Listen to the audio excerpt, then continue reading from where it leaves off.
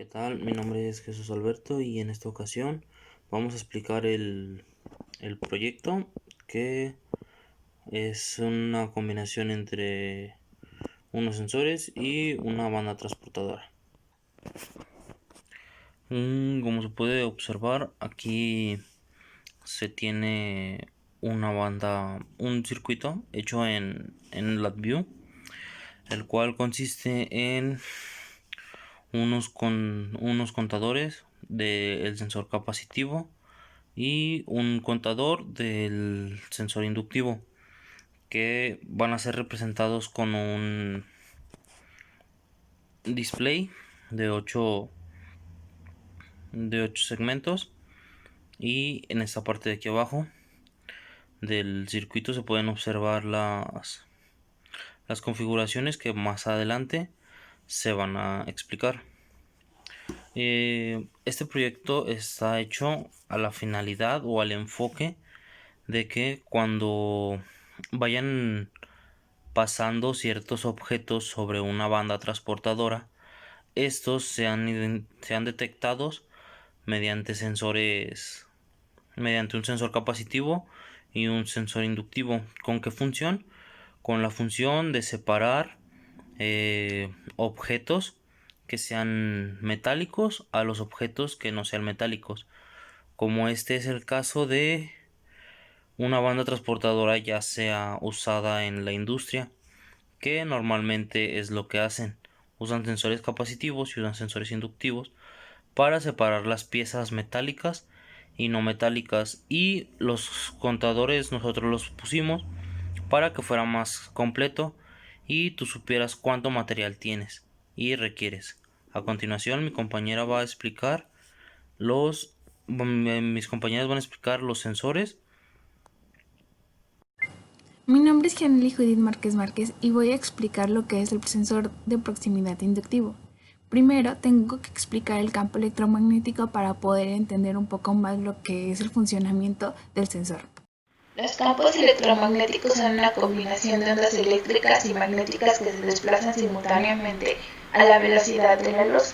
Cuanto más elevada sea la frecuencia de estas ondas, mayor es la cantidad de energía que transporta la onda.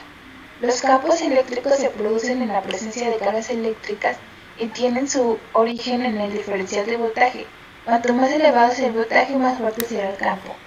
La intensidad del campo se mide en voltios por metro. Un campo eléctrico existe aunque no haya corriente. Los campos eléctricos se debilitan con la distancia al foco emisor. Algunos materiales como el metal apantallan sus efectos. Las paredes, los edificios, los árboles reducen la intensidad de los campos eléctricos. Los campos magnéticos tienen su origen en las corrientes eléctricas y se producen cuando las cargas eléctricas están en movimiento. Su intensidad se mide en amperios por metros. Todo aparato conectado a una red eléctrica generará en torno suyo un campo magnético, si está encendido y circula una corriente. Un campo magnético es proporcional a la intensidad de la corriente de la fuente que lo alimenta. Al igual que los campos eléctricos, los campos magnéticos son intensos en los puntos cercanos al origen y a su intensidad disminuye conforme la distancia aumenta. Los materiales no comunes no bloquean los campos magnéticos. Para entender un poco lo que causa los metales en los campos electromagnéticos, vamos a definir lo que es el apantallamiento electromagnético. El apantallamiento electromagnético es la práctica de bloquear campos en un espacio por medio de barreras hechas de material conductor o magnético. El apantallamiento se realiza a espacios cerrados para aislar el dispositivo eléctrico de su alrededor.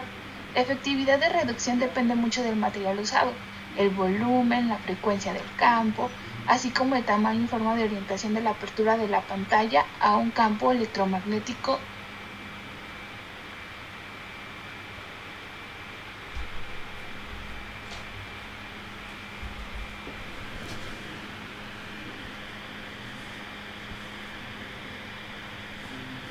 Los sensores inductivos de proximidad han sido diseñados para trabajar generalmente con un campo magnético, detectando las pérdidas de corriente de dicho campo generadas al introducir el objeto. El sensor consiste en una bobina con núcleo de ferrita, un oscilador, un sensor del nivel de disparo de la señal y un circuito de salida. Al aproximarse a un objeto metálico, se inducen corrientes y debido a ello hay una pérdida de energía y una menor amplitud de oscilación. El circuito sensor reconoce entonces el cambio y genera una señal de salida de estado sólido, es decir, encendido o apagado. El funcionamiento es similar al capacitivo. La bobina detecta el objeto cuando se produce un cambio en el campo electromagnético y envía la señal al oscilador. Luego este activa un disparador y finalmente el circuito de salida hace transición entre el circuito abierto o ya sea cerrado. El circuito oscilador tiene como función generar una onda de salida periódica, pero sin tener una entrada periódica. Hola, buen día. Soy Ania Loa y esta vez explicaré los sensores capacitivos, cómo están formados, cómo funcionan y sus aplicaciones.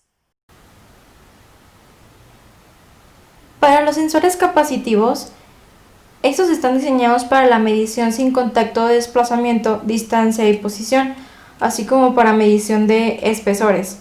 Estos reaccionan ante metales y no metales. Cuando un objeto no metálico entra al campo eléctrico del cabezal de detección, el campo eléctrico entre las dos placas se intensifica debido a que la constante dieléctrica del objeto es mayor que la del aire. Por lo tanto, la capacitancia aumenta. En el caso de un objeto metálico, este debilita el campo eléctrico entre las placas, actuando como un tercer electrodo y formando dos condensadores en serie. Como resultado, la capacitancia disminuye y en ambos casos el efecto es la variación de la frecuencia del oscilador. El sensor está formado por un oscilador cuya capacidad la forman un electrodo interno y otro externo.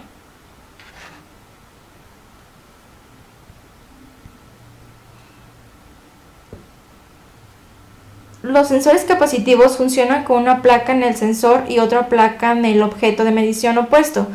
Entre las dos placas se genera un campo eléctrico. Y para poder garantizar que el campo eléctrico sea lo más homogéneo posible, se coloca un anillo protector alrededor de la estructura.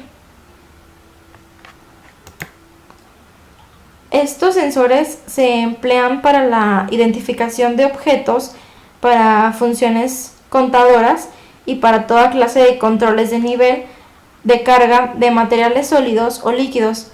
También son utilizados para muchos dispositivos con pantalla táctiles. Estos suelen funcionar por medio de un sensor que percibe una pequeña diferencia de potencial entre las membranas de los dedos. Como ventajas, tenemos que estos detectan sin necesidad de contacto físico en cualquier tipo de objeto. También tienen una buena adaptación en entornos industriales por su funcionamiento. También realizan mediciones de distancia y espesor en objetos conductores y no conductores.